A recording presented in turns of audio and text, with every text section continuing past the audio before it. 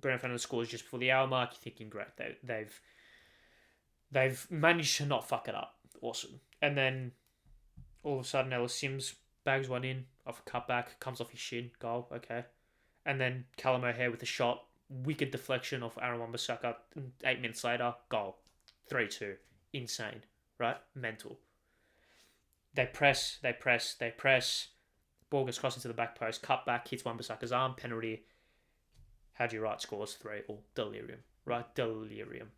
And waking up, watching the highlights of that game without knowing the result, awesome. There was no way I was going to watch this game live because I've got things to do at 9 a.m. on a Monday. But awesome, right? And then game carries on. Players, people have chances. People with the woodwork, people good saves, etc.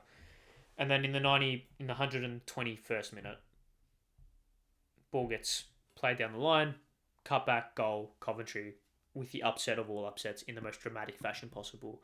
4-3 at Wembley against United. Just the most batshit insane set of circumstances that is fake. It's fake. Like, it is the thing that, you know how people say, you couldn't write this? No, this wasn't that. This was the thing that you do always write when you're picturing how would it be perfect if Coventry won this game or like got through and got to the final, or if you're down 3-0 at halftime, this is exactly how you picture it going on with the 95th minute equaliser and then the 120th minute winner. But it never happens. But it did happen. It did happen. And for a brief moment, it was the most. For a brief moment, for everyone watching that game, for everyone who would then go on to watch that game without knowing the result, it was the perfect moment of kind of the very silent majority being represented through Coventry. And what I mean by that is the thousands of hundreds of millions of supporters who support lower league teams, who can't compete because of finances, who can't compete because everything is catered towards the elite clubs, everything is catered to the elite clubs, so these clubs just can't compete. And for a moment, it unified all of them, probably except for Coventry's biggest rivals, who I don't exactly know who they are. But for a brief moment, it was just perfect. And it united everyone. And ironic, I know, pardon the pun. It united everyone, and it was just perfect. Perfect. Only for a meaningless, stupid, petulant bit of geometry to upset the apple cart, and maybe not, to just upset everyone, to spoil the party, and chalk that goal out, and then United win on penalties. It's so cruel. Like, it is so cruel, because Coventry know in their heart of hearts they probably won't be back there. It's a once in a lifetime, kind of once in a generation, type of thing that happens, right? It might happen to another club, sure, but will it happen again to Coventry? Probably not. The odds say that it doesn't happen. And for that moment, and they could have been belted 6-0 in the final against City. They would not care, because they got that moment. And to a certain extent, you can't. This is the thing about VAR. This is the thing, and because Coventry fans live in this pure I was gonna say utopia where there is no VAR. So for them, they haven't been conditioned to stop celebrating. They would have celebrated that goal like fucking no tomorrow when that ball went in, and only after it got ruled out. So at least there's some solace in that.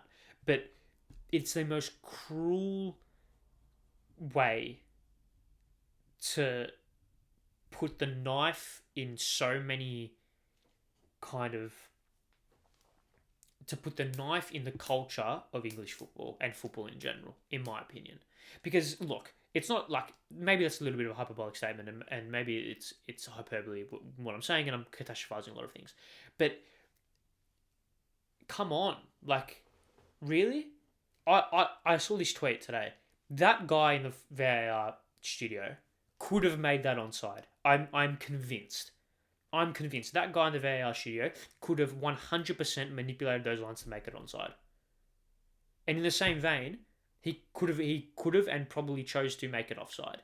And I'm not saying it's his fault. I'm not saying it's match fixing. I'm not saying anything like that. But are we 100 million% sure that that is offside? Because I don't think we are, because those lines are as inconclusive as anything, in my opinion, right? And subsequently, how is that any more conclusive than the linesman? How is that any more conclusive than the linesman, who's literally in direct line with the player and can see it from the perfect angle? It's not an error drastic enough to ruin one of the purest moments in football for a long, long time. And I don't care about, yes, it's technically on offside, whatever. If it was technically offside, whatever. But if that player was onside, that goal still happens. If that player was a millimetre onside, offside, that goal still happens. We need to... I hate this robotic... Everything needs to be perfect.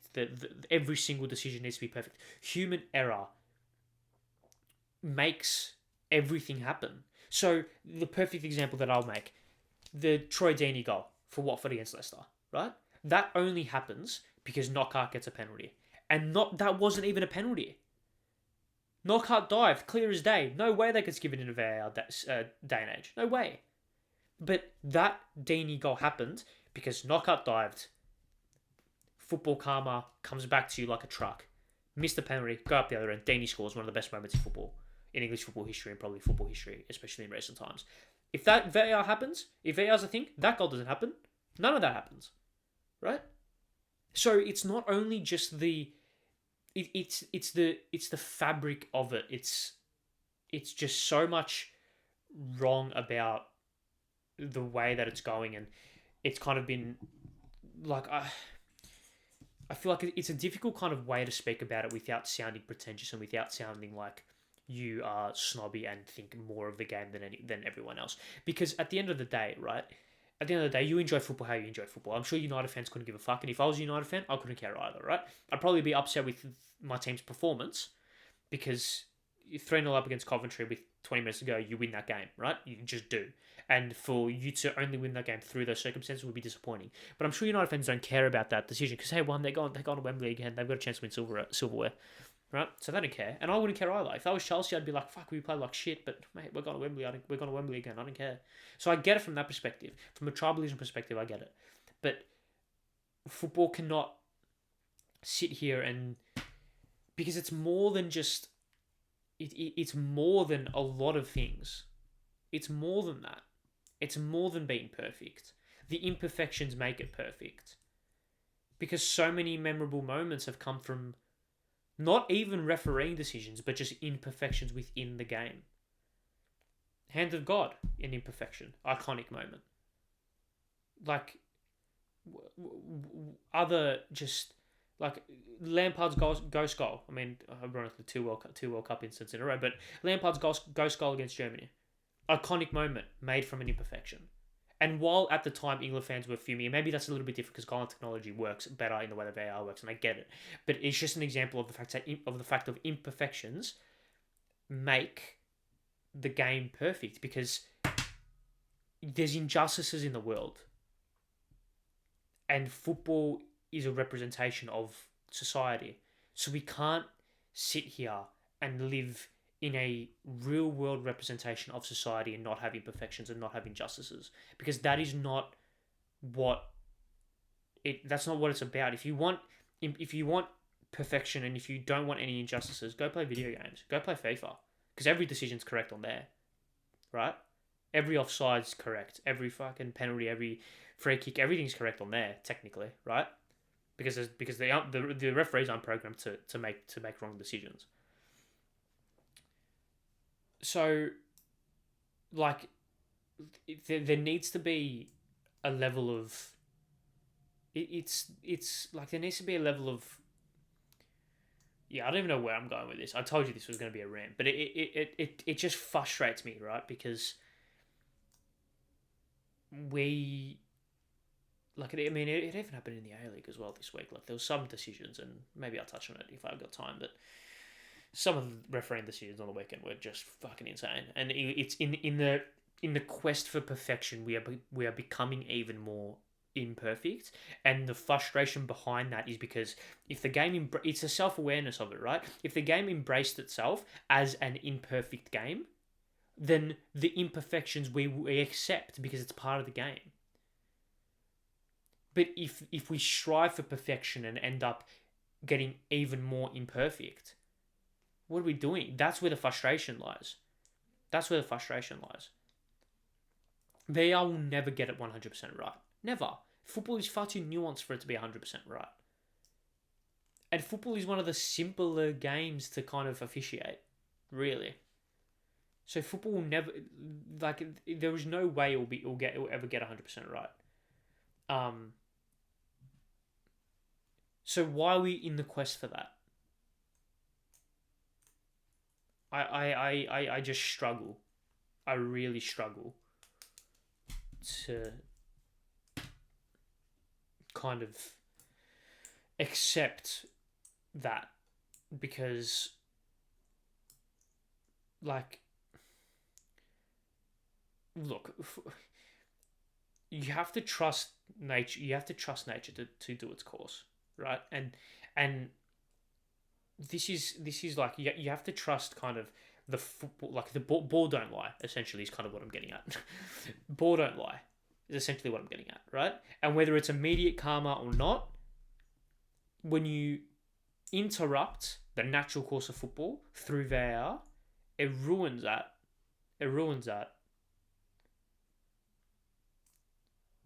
So there is always football always finds a way of working itself out one way or another, and the injustices within it do work themselves out. And yeah, there are teams that are unlucky, and yeah, there are teams that are luckier than others, and yeah, there are teams that have gone through on the pitch heartbreak a lot more than other teams, right?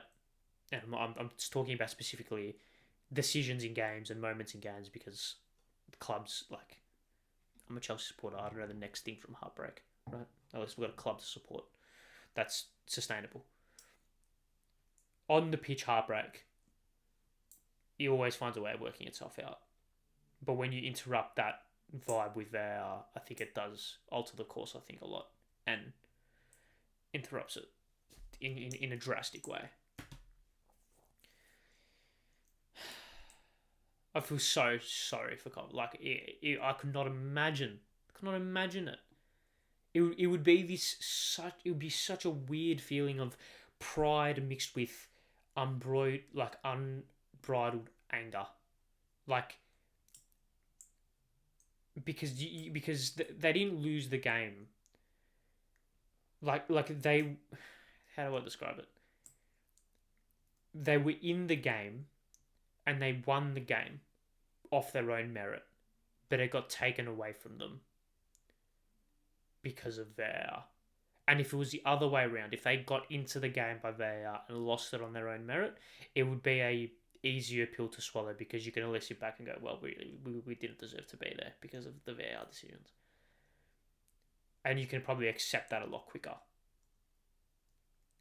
But when you're there on your own merit, and when you score 3 goals off your own merit, lucky or not, you make your own luck. And VAR's not luck. It's not luck. I don't know. Anyways, I can just imagine the pain. But commiserations to Coventry, that's fucked. I hope United get pelted in the final, genuinely. And I really try and stay as neutral as possible on this, to give it like a solid kind of perspective on football. I hope City fucking pelt them, because they don't deserve to be there. Coventry deserve to be there. But at the end of the day, what do I know?